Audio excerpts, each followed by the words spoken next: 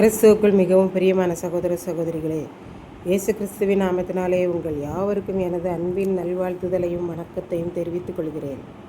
இன்றைய பகலின் குளிர்ச்சியான நாளின் தியான வசனம் யோவான் எழுதின சுவிசேஷம் 15ஆம் அதிகாரம் 14ஆம் வசனம். நான் உங்களுக்கு கற்பிக்கிற யாவையும் நீங்கள் செய்வீர்களானால் என் சிநேகிதர்களாயிருப்பீர்கள்.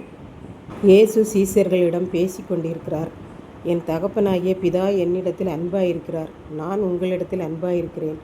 நீங்கள் என்றைக்கும் என்னுடைய அன்பிலே நிலைத்திருக்க வேண்டும் என்பதே என்னுடைய ஆசை என்கிறார்.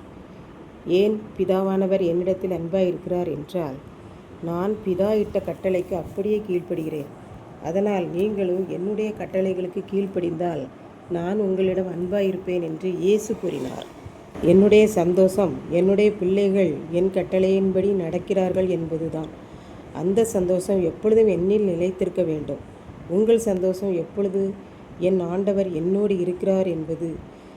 இந்த சந்தோஷம் எப்பொழுதும் நிறைவாக இருக்க வேண்டும் என்பதற்காக இவ்வளவு நேரம் நான் உங்களிடம் பேசியிருக்கிறேன் என்றார். நான் உங்களிடத்தில் எப்படியெல்லாம் அன்பாயிருக்கிறேனோ, நீங்கள் எனக்கு தீமை செய்தாலும் நான் உங்களிடத்தில் அன்பாயிருக்கிறது போல உனக்கடுத்தவர்கள் உங்களுக்கு தீமை செய்த போதிலும் நீங்கள் அவர்களிடம் அன்பாயிருக்க வேண்டும் என்பதே என்னுடைய கட்டளையாயிருக்கிறது என்று இயேசு கூறினார். ஒருவன் தன் நண்பனுக்காக தன் உயிரையே கொடுக்கிறான் என்று வைத்துக்கொள்வோம். அந்த அன்பிலும் மேலான அன்பு இந்த உலகத்தில் இல்லை. ஏனென்றால் நண்பர்கள் ஒருவர் சொல்லுகிற காரியங்களுக்கு மற்றொருவர் கீழ்ப்படிவார்கள். அதனால்தான் அவர்கள் சிநேகிதர்களாயும் உயிரை கொடுக்கிறவர்களாயும் இருக்கிறார்கள். நான் உங்களை என்னுடைய சிநேகிதர்களாக நினைக்கிறேன். நீங்கள் நான் சொல்கிறபடி நடப்பீர்கள் என்றால் எனக்கு சிநேகிதராய் இருப்பீர்கள். ஏனென்றால் உங்களுக்காக நான் என் உயிரையும் கொடுப்பதற்காக இந்த உலகத்திற்கு வந்தேன் என்று இயேசு கூறினார். இப்படித்தான் ஒரு குடும்பத்தில் கணவன் மனைவி இருந்தார்கள். அவர்களுக்கு பிள்ளைகள் இருந்தார்கள். 2 பேரும் கடினமாக உழைத்தார்கள். பிள்ளைகளை நன்றாக வளர்த்து உருவாக்கி படிக்க வைத்து வேலைகளை கொடுத்து வாழ்வு கொடுத்து பிள்ளைகள் ஆங்காங்கே மகிழ்ச்சியாக இருந்தார்கள். இவர்கள் இருவரும் பிள்ளைகள் வீட்டிற்கு சென்று வருவார்கள். பிள்ளைகளுடைய குடும்பம் பெற்றோரை நேசித்தது. பேரப்பிள்ளைகளும் பெரியவர்களாகிவிட்டார்கள். இப்பொழுது தாத்தா பாட்டிக்கு வயதாகி கொண்டே போனது.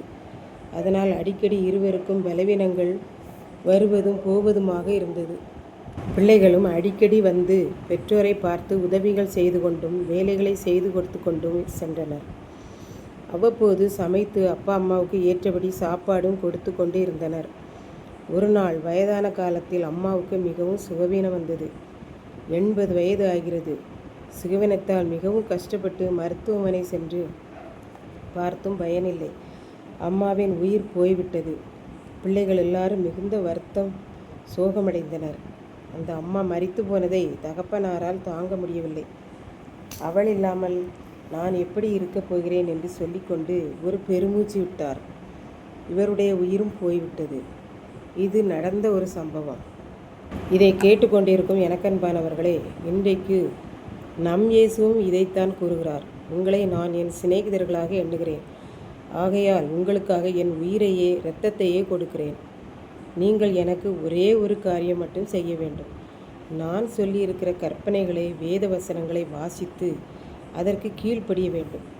அதை மட்டுமே என் சிநேகிதராகிய உங்களிடம் நான் எதிர்பார்க்கிறேன் என்று இயேசு கூறுகிறார்.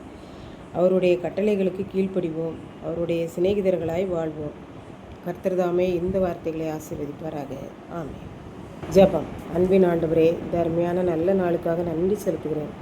இப்பொழுது இந்த வார்த்தைகளை கேட்டுக்கொண்டிருக்கிற ஒவ்வொரு பிள்ளைகளும் உம்முடைய கற்பனைகளுக்கு கீழ்ப்படியவும் உம்முடைய சிநேகிதர்களாக என்றென்றைக்கும் வாழவும் அருள் புரியும்.